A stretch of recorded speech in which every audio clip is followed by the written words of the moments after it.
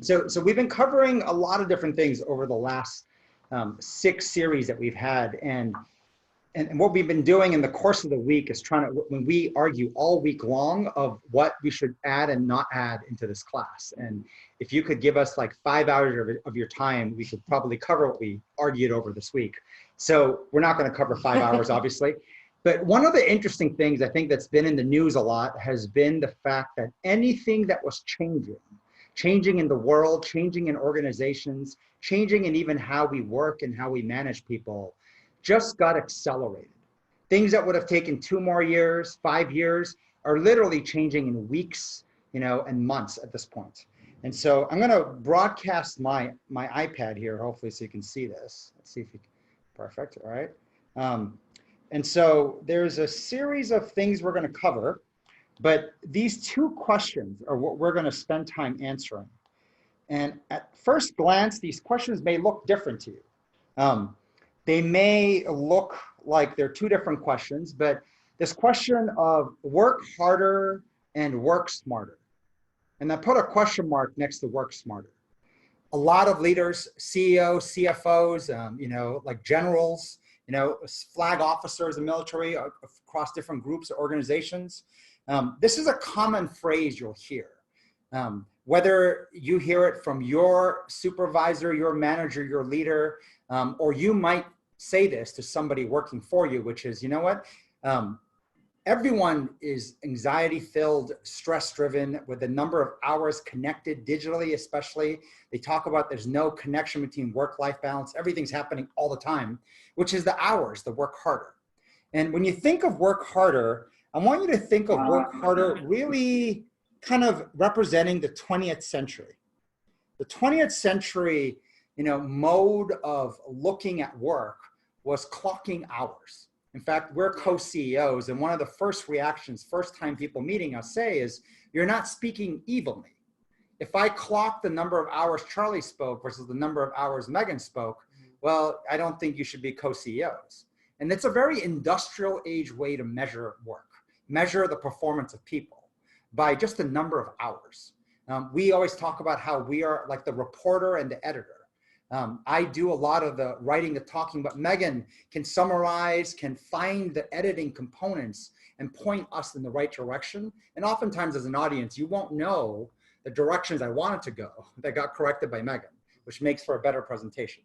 But work harder, and there are some very disturbing articles now coming out about the amount of technology being released and purchased by leaders of companies to monitor employee activity, as in it literally is taking screenshots every 10 minutes of your screen of what you're browsing, what you're looking at, the amount of time you spent on Facebook. And this is all literally automatically coming back into corporate headquarters so leadership can see and monitor your hours of performance and looking at how much hours you're spending working versus browsing the internet and Facebook and Slack or other things. So 20th century really is the work harder metric. But when you go to the 21st century, this is really what matters much more. Now, think of the 20th century as the industrial age, and think of the 21st century as the information age. And I think this phrase of, I want you to work hard, but more importantly, I want you to work smarter. But that is a phrase that most people get very confused at. What does that even mean?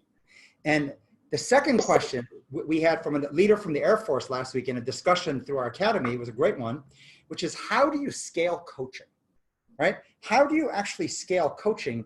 But the question you have to really break apart saying, wait, are you talking about coaching people to work harder? Or are you actually talking about how do I coach people to work smarter? And how do I do that in scale?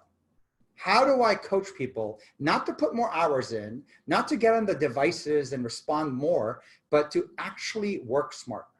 Now, we as a company, like most companies, have asked for the same work harder, work smarter. And I'm going to give you a piece of feedback. So we have a feedback app that we've given access to this whole group too.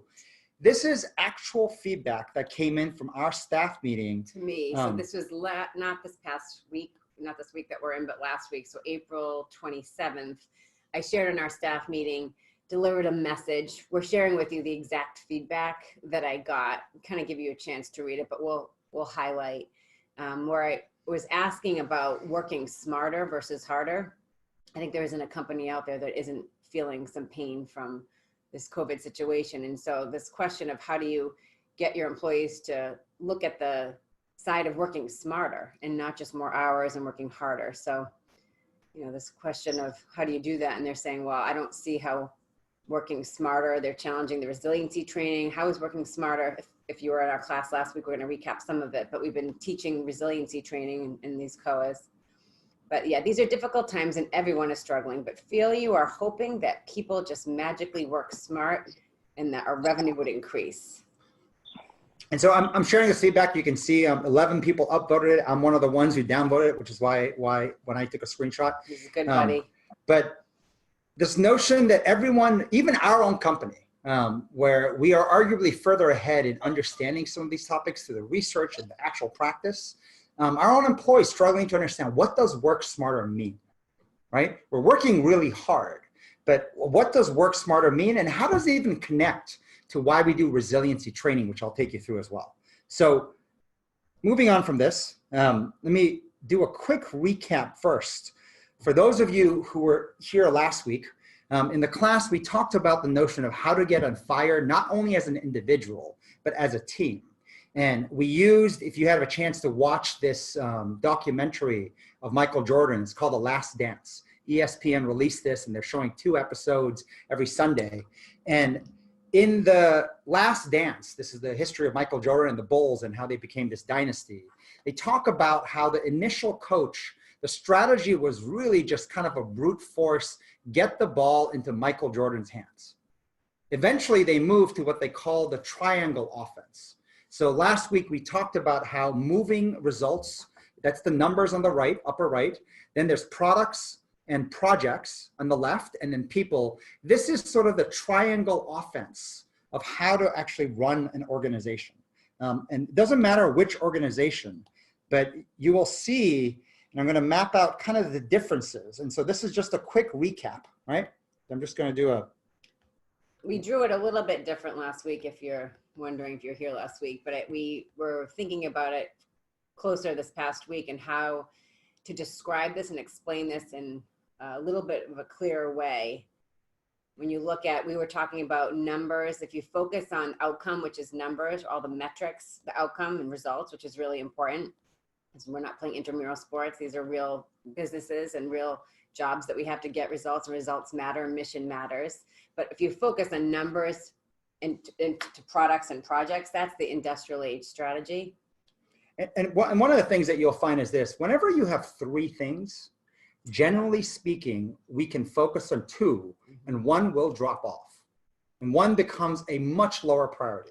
It's possible to hold 2 very close top priorities and then something drops. And what ends up happening in most leadership, C-level executives and even flag officers in the military, this industrial age training we receive is when it comes to strategy. Strategy is built usually on these 2 things. Numbers are like, what are my objectives? The quantitative, measurable things I want to achieve, and how am I going to make that happen? The products, the planes, the ships, the projects, and then once you figure that out and you figure out what it costs, you end up then focusing, right? All your efforts on headcount is a term that came from the industrial age, and so the secondary thought gets down to people. In fact, what people sort of, I would put, is an afterthought. An afterthought because they're thought of as just headcount, that I need bodies, right? You think about a sports team, they never think of just any player as a body. I just need somebody to go on the basketball court, or somebody, no, they want the best. This notion of who matters, but in the industrial age strategy, who mattered less, the volume in headcount meant you could get more hard work, more brute force by just having more people. But one of the things that also happens that of when you focus up here, right? And your primary focus is on products and numbers as strategy, and the people are afterthoughts, you get into what in research they call outcome biases, expectation biases, or It could be a bias to a goal you want to accomplish. I'll share just one thing really quick that may help this. Megan and I, a couple of years ago, were part of a group called the Red Team. The Air Force commissioned a one-year study studying every single squadron. A squadron's around 200 people. And they went and spent a year, 20 people interviewing. I mean, it was like 4,000 something interviews of kind of what was the challenge that was occurring in the Air Force in these 200-person teams. And then they brought together the 7-person committee or panel to spend 2 days at the Pentagon reporting straight into the Secretary of the Air Force. And the 7-person team was the gateway before the study was going to get published and implemented. And so Megan and I were part of that 7-person team. I mean, some pretty amazing people on there. And we were given this 150-page document to read of everything they found. So this is kind of a pretty juicy stuff. But the most interesting thing in the entire document was this. And I took a picture of it. I took a picture of this, which was the definition of micromanagement, right? So they talked about micromanagement and why micromanagement occurs. And it talks about, and this, I know some of the language is a little confusing, it's a double negative. When non-failure is treated as success is a double negative, saying like the person is not looking to win, but they just want to make sure they don't lose. How many of us just do the cover your ass? I just want to make sure I don't show up at the bottom. And this idea of risk aversion, you're worried of my subordinate making a mistake, so I'm going to micromanage them. Or you know what? It's actually easier if I do it rather than try to delegate it. And I love this insight at the very bottom. When that happens, the Air Force then has 2 people not doing their jobs. You're hiring 2 different people, right? A senior person and a subordinate. And when micromanagement shows up, it's 2 people now not doing their job. Now, when you think about budget, you know, a constraint and whatnot, 2 people not doing a job is a bad thing. And why that happens is exactly this, the strategy on top. When the strategy is first and foremost focused on the goals and metrics that you want to get to, and these are the products you're going to do, it kind of doesn't matter how you get there, you drive it often through micromanagement. Through inspection, the whole term inspect what you expect is a very effective strategy that comes from the industrial age. Now, the flip side of this would be to look at strategy in a very different sense. When we think about strategy in the 21st century. Right. If you think about it, there's so much logic to how the industrial age did it, right? It starts with what I need to get done, what's the mission, how am I going to do that, and then who's going to do it. That is not illogical, right? And that did work for the industrial age. So it's so ingrained in so many leaders still. To actually look at it the way we're teaching it now is so hard for people to do. We actually start with people versus the people being the afterthought. Start with the people, the team, then the projects and products. If you do that, right, you will get results. Now, last week we talked about this notion of smart betting, 60, 20, 10, that is 90%, 60, 20, probably the most important aspect, which is 80% of your week, 4 out of 5 working days. If you do that right, you will use your human resource, your human energy the right way. And the way that I want you to think about this is that when people do better, you will see that the options and choices for your products or projects dramatically change, and that will lead to increase in results. And the hardest thing for leaders in this change is to have the faith that if you do the right things on this side of the strategy of with your people and them also growing their capabilities, which grows the capabilities and the possibilities of your products and projects, your numbers go up.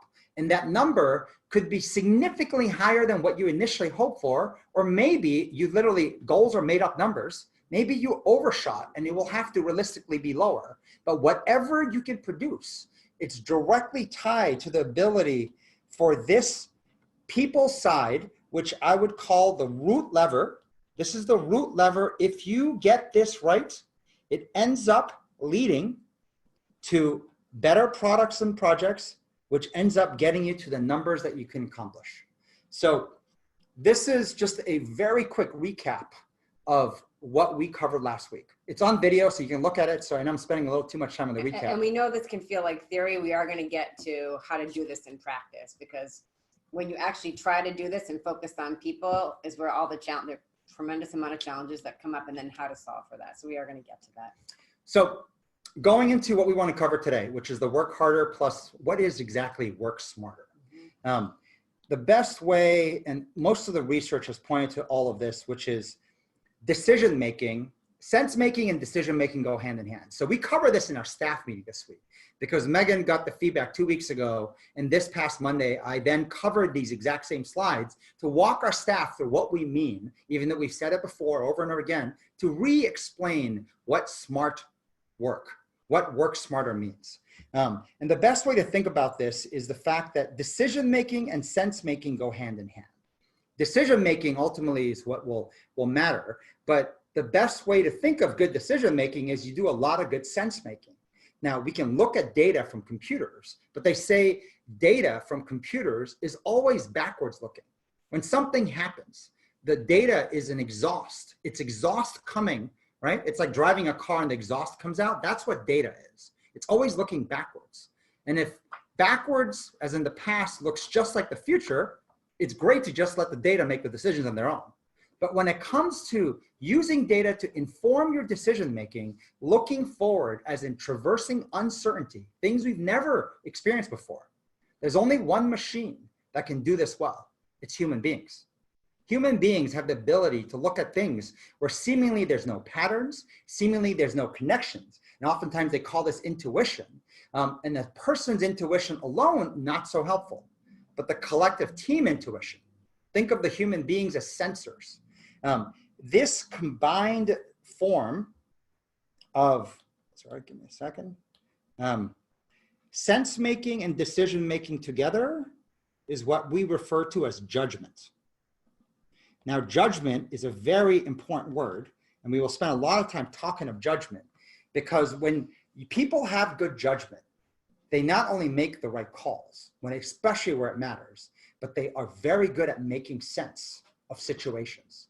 You ask them, why is this happening, right? They can help explain the reasons why. And we all crave good advice, right? We crave good advice, good coaching. In essence, we crave those who have good judgment. A litmus test we said is, as a leader in an organization, if I tell you this is really important, right? We cannot screw this up. How many people do you really trust in their judgment? As in, you really cannot screw this up. This is really important to get done and get done fast. And unfortunately, I need to go to the hospital with my family and my parents, so I can just give you 0 to 5% guidance of what we need to do. I need to trust that you will apply your judgment and go and get this done right. And when we spent time with most leaders in Fortune 500 companies and military, across everyone you can imagine, that list came so small. It was literally 0 or 1. When it came down to something like that, I mean, we're talking organizations with 300,000 people, 600,000 people. It really came down to nope, nobody, or 1, at best 2. It was that small. And so the need to understand how important the skill is, the skill of training judgment, right? And when you think of training judgment, the real bulk of what needs training is on the sense-making side. Those who make good sense tend to make good decisions.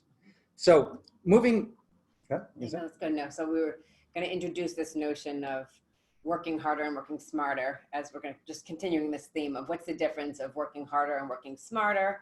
Working smarter, obviously, if you have better judgment, you can work smarter. There's a notion of brain power and what that means. So we're going to kind of take you through. So once again, apologize for our messy handwriting, but when you think of the 21st century, we think about how do I increase the capacity of my organization? Because in the 21st century, the way you increase capacity is you hire more people, right? We call that manpower or headcount. Well, the key to increasing capacity in the 21st century is brain power, not manpower. And this diagram here is a simple way to explain it. The critical people in an organization for us are the ones who are doing 80% of doing the work, but they do 20% of the thinking. And when their judgment gets good, right? This 20% will increase to 30%, will then increase to 50%.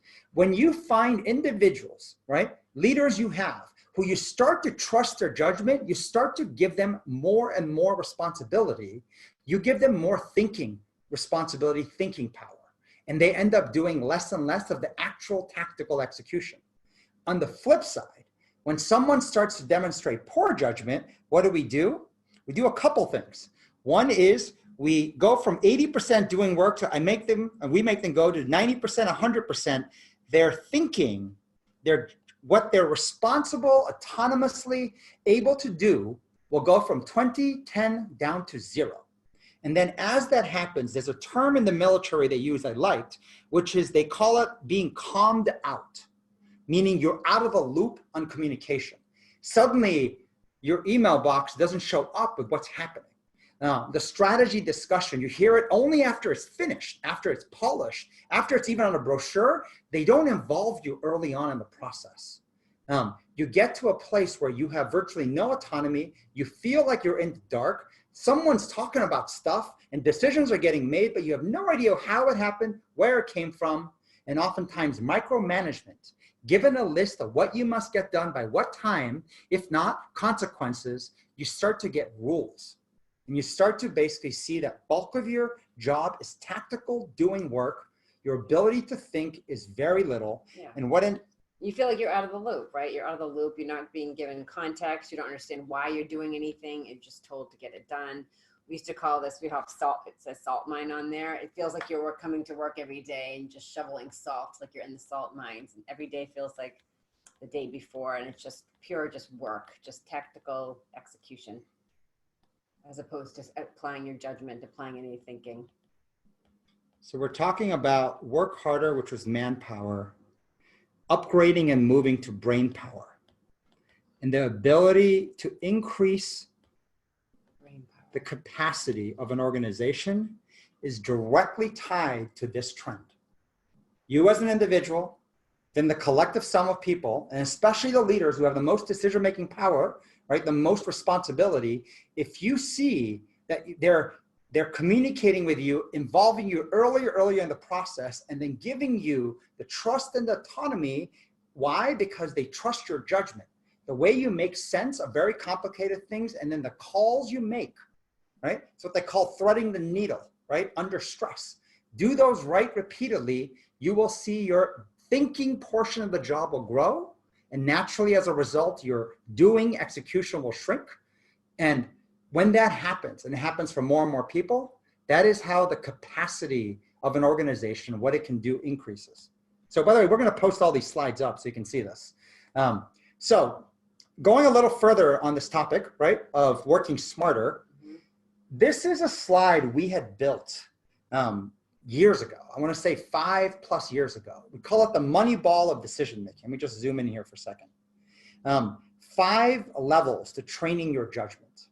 The real aspect of decision making that research talks about, that people focus on, is level 3, 4, 5, which is basically independent thinking is not regurgitating someone else's point of view. It's not regurgitating what you read, in an article or a video you watched or book. We tend to do this often without even realizing I'm just regurgitating someone else's work or someone else's words. Independent thinking is being able to put down my intuition, my quick thoughts. Then you put it on the table. It's like puzzling, we say. I throw these thoughts on the table. And independent thinking, by the way, almost always falls in a binary dimension of good thing or bad thing. So whether it's a good thing or bad thing, it's usually the headline. You see something and you're thinking instantly good thing or bad thing. There's a great professor, we should have him come speak, Sri Kumar from Columbia, who talks about, I get a notice that my in-laws are coming in to stay with us. I'm like, oh, bad thing. Like you instantly have this reaction to almost everything, good thing or bad thing. Some are more extreme, some are more, in the middle, but there's always a good thing or bad thing. That's your independent thought. And then the bullets behind why. Why is that a good thing or bad thing? And if you do that, then you invite reaction or critical feedback. And then that might go in several cycles. And then before that, you might get to a place of making a decision. That's the thinking and doing all happening. However, what we found is before you even get to the thinking and doing, there are precursor steps.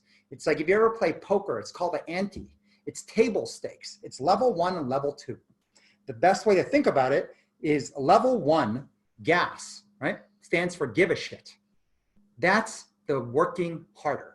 That's just showing up, putting in the effort. When companies measured engagement, I want to make sure you show up and you act engaged, or at least be engaged. That's level 1. But level 2 is harder to understand. And Megan coined this term, I think in 2014, called no LHF. No lying, hiding, and faking. Bob Keegan, he's going to speak in a couple COAs out. And Lisa Leahy, they're child psychologists who became famous in adult psychology and adult development. They call this the second job, that we spend more energy doing the second job than the first job. And the second job, you don't get paid for. It produces nothing for us except to lie, hide, and fake, trying to look good. Said another way, we all come to work and we come to the poker table, which is work, and we're all bluffing. Are you okay? Fine. Do you get it? Yep, totally got it, right? Do you know what to do? Yep, I know what to do. Lying, hiding, faking. And the more time we spent with neuroscientists and brain doctors, they found that it takes twice as much effort to lie, hide, and fake than to tell the truth. But we have trained that so much in us that when you think about gas, the opposite is lack of effort. When you think of lying, hiding, faking, the most common thing that shows up is silence, as in not sharing or undersharing. And you know what they say about silence? They say silence is the greatest form of hostility. That feeling when you know people have something to say, whether in a meeting or some discussion, but they're not saying it. And it makes you then not want to say what you're thinking because you can't tell. Are they judging you? And everything you say, they're judging you, but they're not saying anything. It just creates hostility, and it's very contagious. So I think that being the litmus for, well, you might say, well, I'm not lying about anything. I'm not faking anything. I'm not hiding. Well, if you're not sharing what you're actually thinking, that is a form of lying, hiding, faking. That makes other people do that. And before you know it, nobody's saying anything meaningful. One of the top things is politics. Undersharing. Well, you didn't ask me about that, right? I have this argument with my kids all the time. I'm like, wait, there's something else wrong? But well, Dad, you didn't ask about that. So I told you the truth. Not volunteering, right? Yeah. Not volunteering information when it might be relevant, right? I said might, right? Is lying, hiding, faking. And what you will find is this notion that an individual is not coachable when they're not showing up with level 1 or level 2. Level 1 is obviously the easiest, right? Think of a sports player or even a teacher, right? The student doesn't show up to class, right? Doesn't even seem to like really have any gas. Guess what? Not teachable, not coachable, right? The next part is this, like, do you understand what I'm saying? And they're like nodding, shrugging their shoulders. Once again, that is the harder part. The level 1 is actually easier to work on. It's what we call the 15%. Level 2 is the harder part, the 85% of where the problem comes. That leads to us not working smarter, not being able to get help. So the question is, what is underneath that silence? What is underneath kind of the whole silence there? And there's a body of research we found that we love. It's called Ladders of Inference. Ladders of Inference looks like this slide here. So it's my rough handwriting, we did quick. The bottom circle here, the black circle, represents information and data. And the idea is two different people looking at the same data set, right? Because remember, nobody has perfect data. They pull out steps 1, 2, and then present 3. So step 1 is my assumptions. I can look at anything and, my assumptions are baked in right away. And we covered in one of the earlier LIP classes, this notion of confirmation biases. It's amazing how different Megan and I are. We'll have a class where someone will say something. I'm like, wow, they were really complimentary. She's like, no, they were insulting us. Two different people can pull out completely different things, right? So my assumptions is the first part of the ladder. And then number 2 is my logic or my approach. What shows up at number 3 is my conclusion. Usually we battle it out, conclusion to conclusion, right? I think that was good. I think that was bad. And we start arguing. But in that argument, how much more productive it'd be if I shared, well, this was the assumption I made, and then here's the reason I think this way. That's why I concluded it was good. And if Megan did the same, where we should be battling it out is in steps 1 and 2, but we start battling it in number 3. Why people don't do that 1 and 2, why you don't share your assumptions, your approach, your logic. I mean, this is where you can be criticized, right? This is where somebody can challenge your judgment, right? I mean, you could look really ignorant after you say it. And sometimes after you say it, you're like, oh God, now I can see how that's not the right logic. But it's really hard for people to share that, because that's exposing what's going on in your head. And many times it's just, it makes no sense. It makes sense in your head, but as you're saying it, I think that's why people, you're just not practiced at sharing it, because you are going to get judgment. People are going to look at you and say, wait a second, that's what you think? So one good way, maybe an analogy to think about is, think of a game of poker. If you ever see World Series of Poker on TV and whatnot, 10 people sitting at a table playing Texas Hold'em. And what you see is number 3. What you see, number 3, is that, so the cards come out and someone checks, which on one hand would say that they don't have a good hand, right? Or someone bets, which says they have a good hand. And so all you see is number 3. But the reality is what's happening underneath what you saw. What's happening underneath, which is, do they really have a good hand, right? They're reading the room and the table thinking, like, I'm trying to read you, and like everyone is trying to probe. And this is the observing and probing in the process, trying to read everyone. There's a professional poker player we met. This woman was amazing, where she went to do this study. They say 3% of playing poker has to do with the technical skills of knowing how to play the numerics and the cards. 97% is reading other players. It has nothing to do with the odds of the cards. It has to do with reading the room and the other 9 players in the table. So to show and prove this, she did an online tournament, right? I mean, think about how much harder it is to read people in an online tournament. She took a piece of a Post-it note, covered her hold cards, right? So she covered what card she gets, just 2 cards. And she played the entire tournament just watching their behaviors, right? Without even seeing these people. And she won the whole tournament without ever looking at her cards. 97% of the game is being able to read other people. And you know what's fascinating? If that is the bulk of the game, right? Think about us at work, right? Think of us working as a team. If 97% of the game is trying to read what is happening under the red part, the green boxes of 1 and 2, you know what they say in poker? If you want to train, you need to see a lot of hands.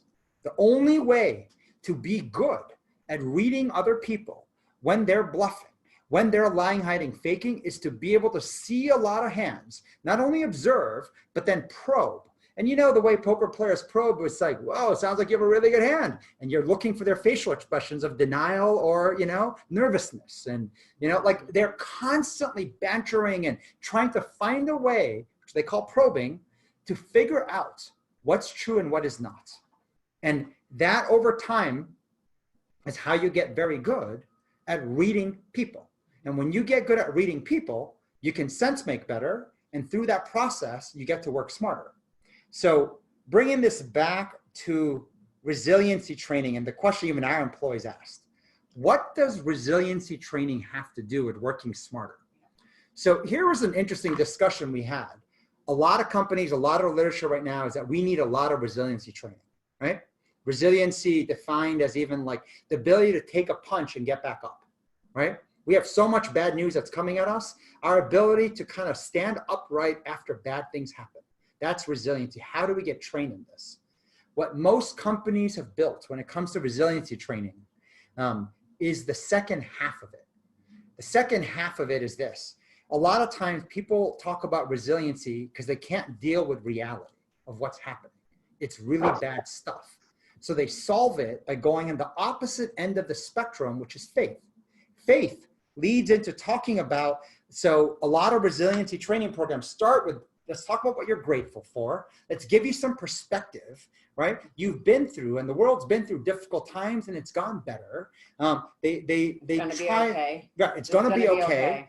And they try to get you off of the reality to talk about the faith, which is actually a balancing ingredient to reality. However, what we have found is this. I don't know how many of you guys took the SATs. I'm sure most of you, we're going to get to this, but if you remember, they had a thing called the PSATs, like the pre-SATs. It was sort of the practice ground for the SAT. So we're not saying the resiliency training that's being done right now is not right. It is right. That is a piece, gratitude and perspective and looking at that side of it, to the positive side. But there's a piece like the pre-SAT to the SAT, like the pre-training that's needed. We're calling it the PRT, right? The pre-resiliency training is more looking at actual reality. You have to think about, are you actually looking at the full reality? Are you dealing with reality? We wrote here, is it partial or is it the full reality first before you need resiliency training on the reality, on the truth? So just like that SAT notion, the pre-resiliency training is to first make sure we're dealing with the full truth. And this diagram here in the middle of an individual, we call it red arrow behaviors. We put out so many signals, I can't take another piece of bad news, that people around us walk on eggshells. They're unable to tell us the truth. And so the only people sometimes you get the truth from is a senior person. It could be a parent, it could be a manager, but the reality is this: we interact much more with our peers, our teammates, 95% more, 20 times the interaction than authority figures. And what we're seeing, our reality is a warped sense of reality. And what we have found is the most valuable source of information, especially the bad news, right? Our peers are really good at giving good news, right? Oh my God, that was amazing, Laura. Oh my God, that was amazing, Megan. But they're really bad at giving us bad news. Hurt my feelings, I might be able to take it. But the people who are the most resilient, first and foremost, you start your training with real reality, not partial, not warped, but real reality. And to do that, you need to have your peers feel comfortable crushing the eggshells around you and telling you what it really is like, what you're really doing. And when they do that well, the only way it happens is if you first learn to dial down your red arrow behaviors, like, you know, I worked so hard at this. Well, can you give me some feedback? Or the whole, I'm finding employees, it's interesting, these red arrow behaviors, these things that we do, we don't even realize we do, that makes it hard for people to give us truth, right? So you can say things like, I'm trying my best. Of course, it's going to be harder for somebody to tell you the truth if it's not very good. But even things like taking care of people and going out of your way and doing extra things for the teammates and people around you as a way to kind of build up kind of this chamber of, we call it the echo chamber of BS, which is it's really hard for people to then, oh, thank you so much for the brownies you just made me, but it's like, it just makes it harder for people to want to say the things that they really need to say to help you improve, because they're like gifting you things, right? Like there's so many small examples ways that build up that makes it just hard for you to get reality. And so once again, it will come back to, we will keep working hard, putting the hours in. Thank you for putting those hours in. But end of the day, we didn't win because we're not making the right calls, making the right decisions, stringing right decisions in a row. The most important thing as an individual, even more as a team, and even more as an enterprise. But that won't happen unless the human sensors are working. But when the human sensors are lying, hiding, faking, and all bluffing and playing poker, and what you see in that number 3, right, up here, of it's not enough to be able to make the right calls. So in many ways, this is hopefully, I know we're almost out of time, but kind of the high level component of trying to understand what work smarter means. So I want to end the session maybe drawing on this digital whiteboard, how do you scale coaching connect with this? The notion of trying to now cross from the theory and the concept of working smarter, but how do we do this in scale, right? How do we set it up so this can happen? And so the way I drew this right here, so give me 1 second.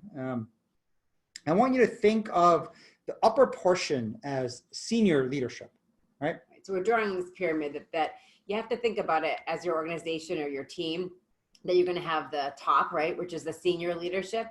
And then there's always going to be the bottom, right? The newest employees, the most junior employees at the bottom. So the top and the bottom are going to matter a lot. So, and then when you think of the 2 programs that are most important to build, one is down here, and the other one is right here. And I'm going to explain to you what these are. So the first part has to do, and so the way I look at this always is, one has to do with short-term success. The other has to do with long-term success.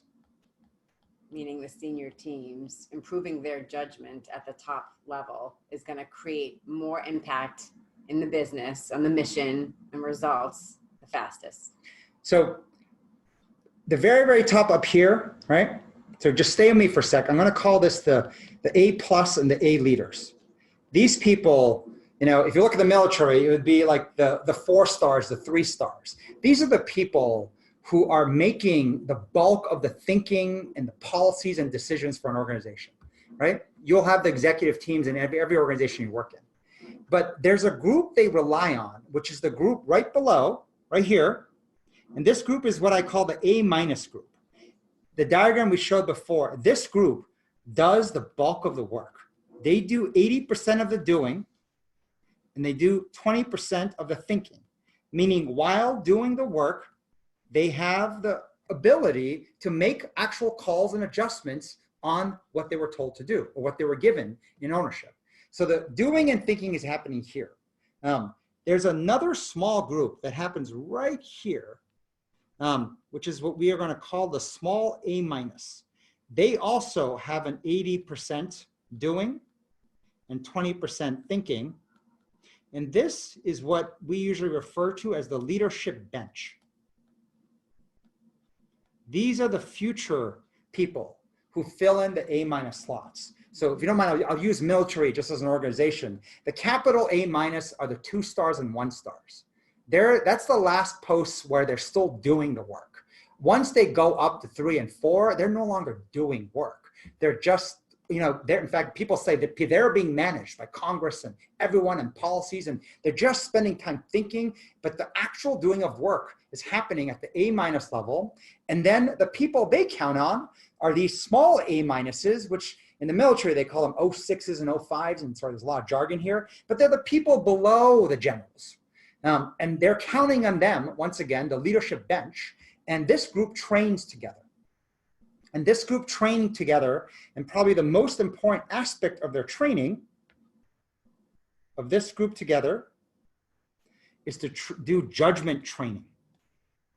And we're going to cover this, not today, but in one of our future sessions. And in fact, we're thinking next week to show you some of the programs, right, that occur on a weekly level, a basis of how to increase their judgment. That notion of how do you go from the 20% thinking, when the judgment gets better, you give them 30, you give them 40, you get them 50. And as that happens, you will see that you can do more. And this judgment training is going to be maximum 5% in terms of learning theory and what to do and how to think about it, as opposed to it's going to be 95% ring time. When we think about boxers, they say it's the actual ring time versus the technical training. We're focused on ring time, right? The actual reps. If you look at poker as an example, the number of hands you see, just pure repetitions. I think they call them military sets and reps, right? Just the number of reps you see. One of the programs we have is called situational workshops, where people are bringing in situations. Now it's your chance as the coach, practicing training your judgment of hearing a lot of different leadership challenges and just situations, things that people are struggling with. And they share, here's my situation. Here's what I've tried. Here's what I'm trying now. And you as the coach are giving your judgment. You're sharing your judgment.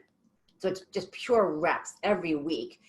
Seeing a lot of situations will actually start to train your judgment, as opposed to, again, just the theory of learning what judgment is and how to improve your judgment. Now, for everyone else, you're trying to get them in the decision-making arena. But as I said, the reason why you can't get them into the arena is because of the fact that they are bluffing. They have spent so much time bluffing and not seeing the downside that when you just bluff, you are unable to help your teammates sense make. As a result of it, it's almost like everyone's making decisions on bad data, on bad information from each other, because everyone is lying, hiding, faking to each other. And this is where the pre-resiliency training comes in.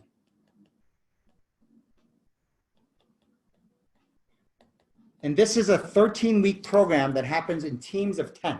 And so there's a session later that you can go in and see exactly what this is about. And these things work together. And I say long-term success versus short-term success, because in the short term, the bottom program won't make any difference. Increasing the judgment of the people at the very top is what matters most. But in the long term, if you don't have a bench that's getting stronger and stronger, and people moving up, getting in the decision-making arena with the right behaviors right from the beginning, you will see that the number one crippling factor to good judgment is desperation. Desperation is the number one crippling fact For leaders making bad decisions. When you feel desperate, when you have no other choices, right? No other options. You only see one path to winning. Feeling desperate would make bad calls. Number two usually has to do with shame and guilt. It's usually unprocessed errors or bad experiences from the past. But number two is distant to a number one. When you make decisions, whether it's hiring, whether it's promotions or anything in desperation, it tends to be a bad call. It tends to be usually a myopic short-term call. And when it comes to people, if you don't have a bench that's coming up and giving you more and more choices, more and more options on the quality of talent that is good at sense-making and decision-making, ultimately good judgment, you will see that everyone performs better. And so the combination of these two training programs, judgment training and resiliency training, or pre-resiliency training, PRT. I know you guys hate acronyms, and we hate them and love them. Starting to love them. Right? So we hate them and love them. These are the two things in practice. And so maybe with that, Yeah. should we take some questions? Yeah, we'll take some questions. If you guys all want to, if you have a question, if you can go into the chat, punch your question in, we'll give you like 30 seconds to think about it, and then we will try to unmute you or have you unmute yourself as we'll call on you so that we can organize this a little bit. And So give us go in 1 the second. Whoa, there's some long ones. So Ashley from John Hopkins had a question earlier that I noticed in the chat as well, if she wants to kick us off. Okay. Go ahead. Johns Hopkins. I love it. Let's help the hospital. Hello, everyone. I was curious to see if you guys had any specific verbiage examples of how to encourage employees to avoid the lying, hiding, and I forgot what the other one stood Faking. for now. Yeah. Thank you. Thank you. I mean, in terms of practice, sorry, it's is it Ashley? Right. It was Ashley, right? In terms of the actual practice, how to get this going, I think one of the things that's obviously, I think the worst thing to do, but people still will do it, which is I'm going to practice not lying, hiding, faking in a very big audience and the next team meeting I have in front of the CEO, versus kind of thinking about it in circles of safety, because there is danger doing it. There is a lot of danger doing it and just saying, I'm going to just share whatever is on my mind, and because I need to get this off my chest, right? I'm going to totally avoid lying, hiding, faking. I'm just going to go all out there. So if you think about this idea of circles of safety, doing it in smaller circles, like for instance, I will share the full NoLHF with Charlie in our safe circle of just the two of us. But as the group gets larger, it's much harder to do this, right? In theory, it should be, it's not. In practice, it's much harder to share unfiltered what's on your mind, share your letters of reference, share everything that you're thinking in a big group. So I think in practice, it has to start in small groups. We call them TPs, like training partners. Think of it this way, like if you play poker your whole life, right? And so you're used to just bluffing it every time you interact with other human beings, especially colleagues, right?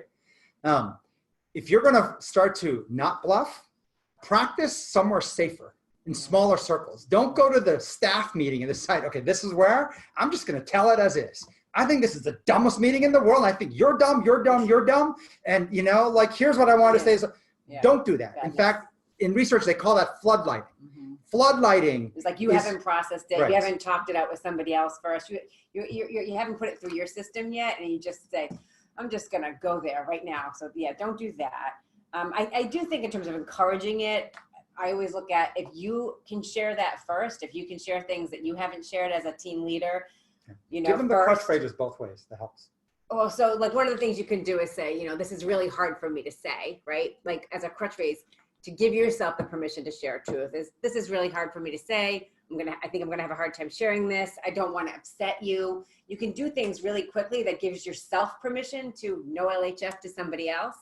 But you can also do the no LHF, inviting the no LHF, which is, it's really about seeking feedback, which is inviting truth. So you can say things like, I know this is gonna hurt, but I want you to tell me anyway. Or I think you have something you wanna tell me right now, and even though it might be painful, I want you to tell me, and you might just have to look away and say, I can't look at you, but just tell me anyways.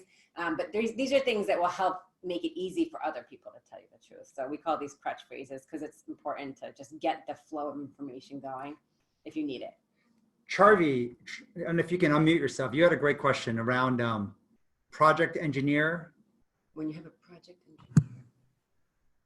Go ahead, Charvi. You want to ask your question?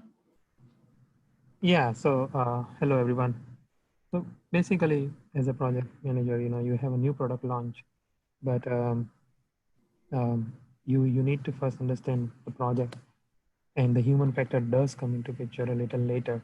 But motivational factor at the same time to understand the product as well as making the team understand the product. It's a lot of things going on in the beginning, and to wrap your hands around everything as a project manager. How do you approach this kind of a scenario? The word you used that I liked was this notion of motivational, right? How do I motivate someone, right? Because a motivated individual, right? Someone who puts their discretionary effort in, and we talk about being an owner versus a renter, right? Someone who treats the project like I am the CEO, I am the owner of this project, produces something different. Mm-hmm. The single most motivating thing is momentum, right? Progress. In fact, in research, they say burnout does not occur from long hours and overwork. It occurs for putting energy into something and not getting return. As in you're stuck in the same place. And I mentioned this first, how important winning is, how important getting trending momentum is. And I'm mentioning this because it is so difficult to win. Whether you build a product, whether you are playing in the military or playing in sports or a business, it is so difficult to win that if you go and play the game with a team where your team doesn't trust each other, we're bluffing and lying, hiding, faking to each other, your chances of winning drop so dramatically, so fast, that the amount of energy you're spending trying to protect yourself from the danger inside, you're going to get killed by the danger outside. And so when you think about this human factor and how and why it matters so much, we need to win. That is the only way you're going to get people motivated in the long run. But you will not win when you're battling your own teammates to the silent battle of eggshells everywhere and just kind of that's what kills it. Dial that down, it will significantly increase your chance of winning, which is how you actually get motivation.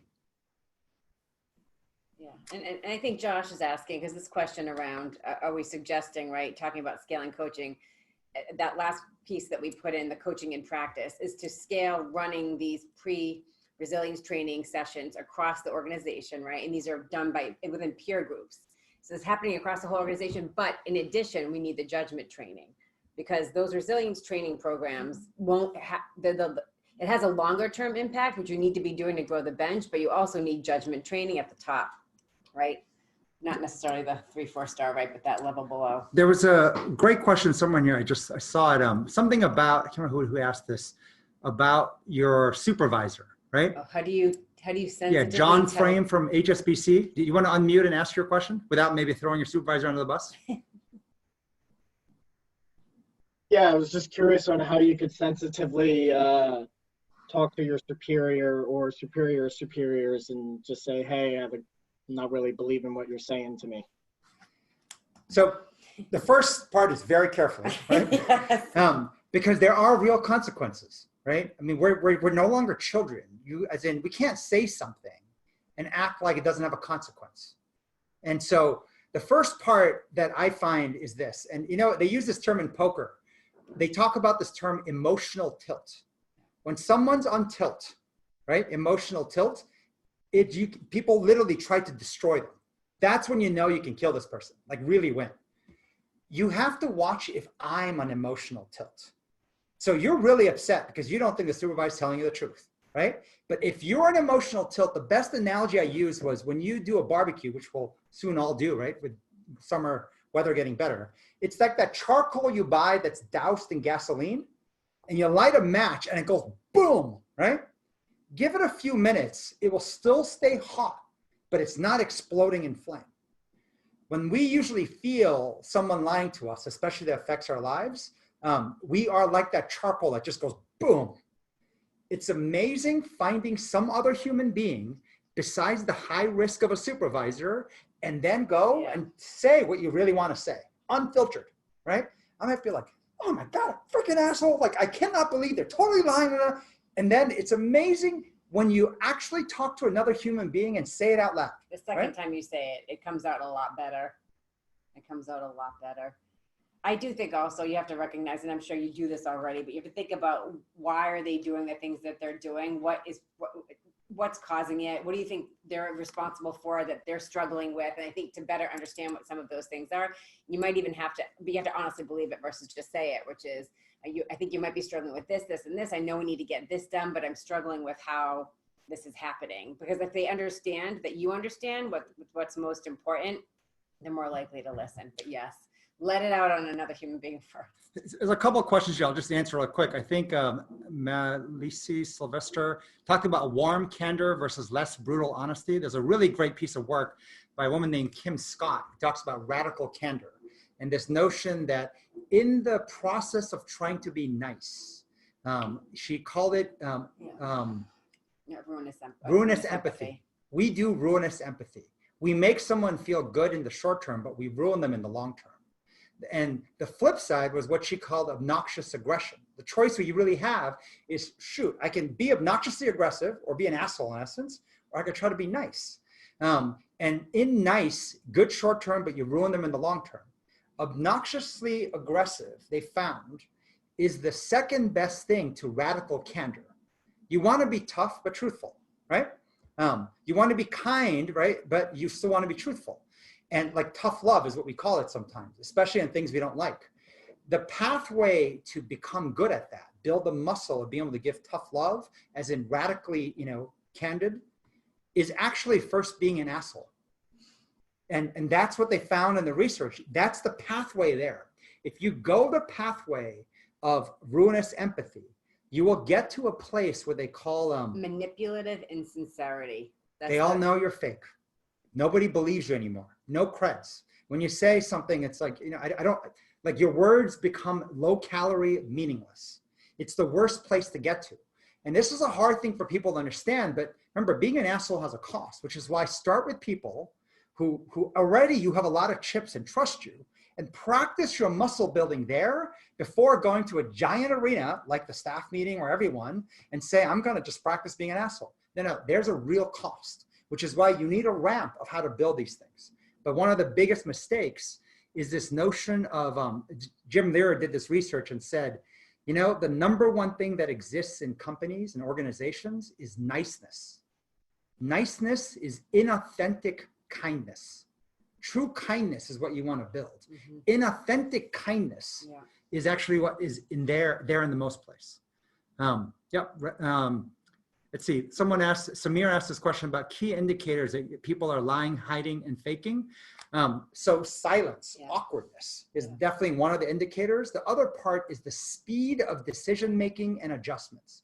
When it literally looks like it's like many dots, it's only possible because the teams are gelling and working, and you'll hear a lot of yelling as well. Silence is one, but then also, when you feel people are speaking and they're trying to get their words perfectly right, so they can sound really smart, it drives me crazy. It's like they sound so well put together and it's so eloquent, but they speak very slowly, trying to get their words out to make sure they choose the exact right word. They're filtering. And that's a signal.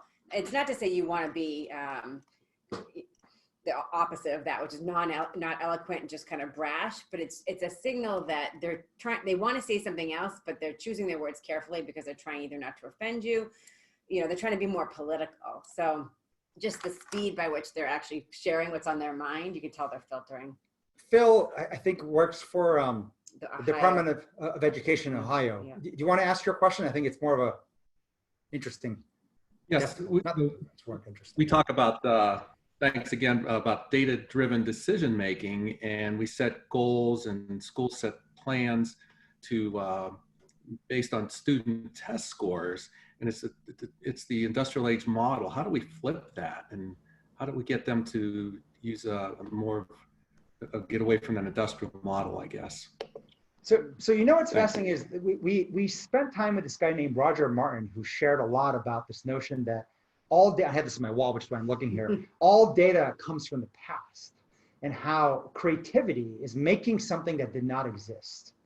And what's fascinating of how we manage people, we score people looking backwards mostly. Yeah. And we determine based on that, well, I figured out what you can and can't do, so that's going to apply what you do forward. By definition, that's called a fixed mindset, right?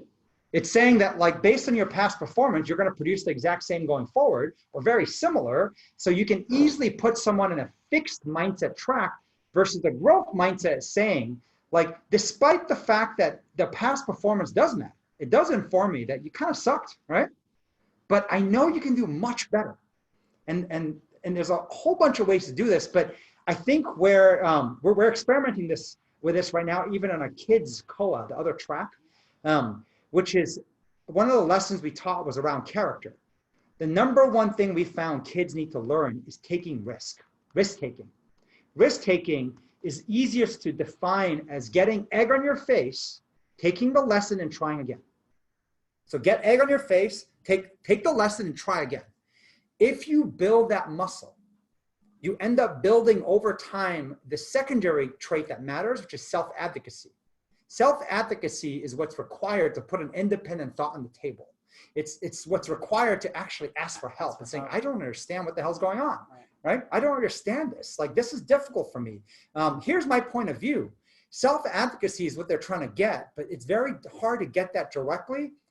You can build entire programs on risk-taking. So the most popular class right now series on the kids side of COA is the YouTube, how to be a YouTuber. I mean, literally 900 children sign up like so fast, and it's a wait list into thousands. So our team teaching that class, we told them, I want you to start this week. This is the key theme, what you want to teach. You use YouTube as the tool to teach them how to risk take. As in, try something, right? That you get egg on your face, take a lesson and try again, and keep repeating that. And as you build that muscle, you will have self-advocacy. And once you have that, everything from math and reading and stuff, they're faster to learn than people think. The tactical stuff is much faster to learn. And the way I look at this, by the way, so organizations are stuck in these old models. You know the strongest way to break an old model? Show proof that it's old. And the best way to show proof is to take the people who have the students, right? Who have the strongest risk-taking abilities and show people, right? That you can not only train them in risk-taking, but then you can transfer that skill into academics. And you will be shocked how fast they learn. And once you show a pool that starts with 1, then 2, and then you get to 10, and you get it to even like 50 or 100, you have to listen. The skill has to transfer to the academics, right?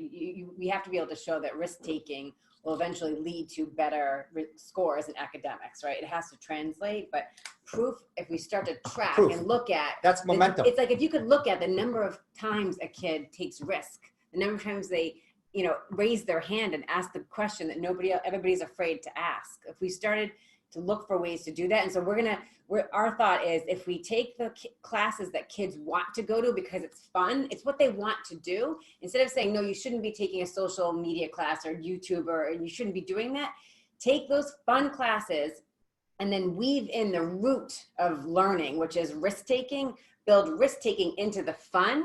We can actually teach them how to take risk and then to transfer that skill into everything, right? Because if you could take risk. Think about it from any sport. Yeah, have you ever sport, learned right. tennis or golf or any sport, right? Without taking risk, without pushing yourself out of your comfort zone, falling, getting egg on your face, looking really silly, but looking at the lessons and then trying again. And if you have the skill of doing that, literally what you can learn is unlimited. And the idea of momentum, when you start to see clusters of people doing this and improving on what you're scored in, which is academics, people will say, wait, what the hell are you doing, Phil? Whatever you're doing, we want more of it, right? And so pick your first subjects carefully. Don't take the most risk prone, like, you know, pick the ones who can take more risk amongst the group that's poor academically. We'll help you. We'll beat the system. It's all accelerating because of COVID, so it's all good stuff. Yes. All right.